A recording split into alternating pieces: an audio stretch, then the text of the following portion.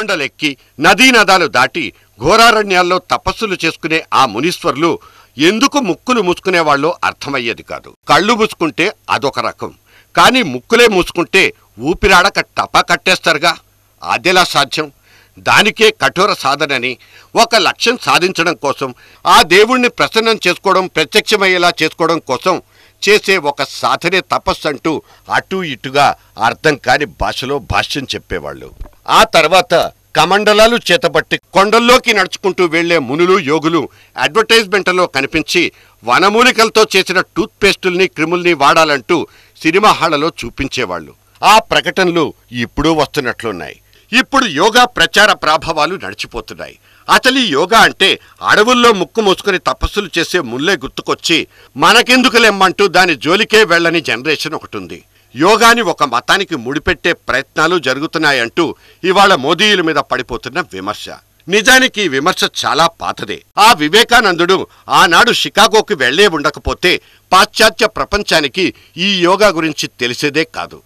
ఇవాళ అదే యోగాను ఏకంగా ఐక్యరాజ్య సమితి ఒక ఆరోగ్య సాధన కార్యక్రమంగా గుర్తించిందంటే దానికి మతం అంటుకుందని ఎలా చెప్పడం?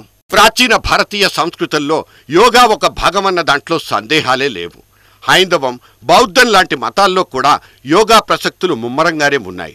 మన శరీరాల మీద, మనసుల మీద పట్టు సాధించి ఏకాగ్రతతో లక్ష్యాలపై దృష్టి పెట్టడానికి యోగాభ్యాసం ఒక తిరుగులేని ఆయుధం అంటూ ఆ సైన్సే చెప్తోంది. నాగరికత మోసుకొచ్చిన అనేకానేక రుగ్మతలకు యోగా ఒక అమోఘమైన చికిత్స అంటూ డాక్టర్లే తీర్పులిస్తున్న రోజులివి. ముక్కులు మూసుకుని తపస్సులు చేసే మునుల్ని అనుసరించాల్సిన అవసరాలు, అగత్యాలు ఇక్కడ లేనేలేవు. యోగా మతం కాదు. యోగాలో మతం ఉండొచ్చేమో కానీ మతం అంటే ఖచ్చితంగా యోగా మాత్రమే కాదు.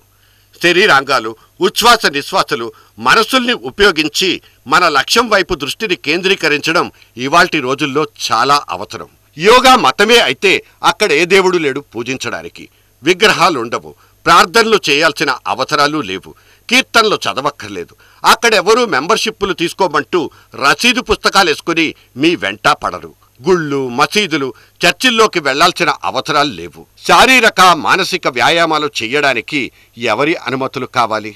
ఇవాళ యోగాను ఒక మతానికి లింకు పెట్టి ఎవరైనా ఉపయోగించుకోవాలని చూస్తే అది వాళ్ల దుష్ట యోచనే తప్ప మరొకటి కానే కాదు. యోగాభ్యాసం చేయడానికి చెంబులు, తెపాడాలు, రుద్రాక్షమాలలు ఏవీ అవసరం లేదు. మన శరీరాల మీద, మనసుల మీద ఒక నియంత్రణ సాధించాలనే పట్టుదల తప్ప. Yoga for better health.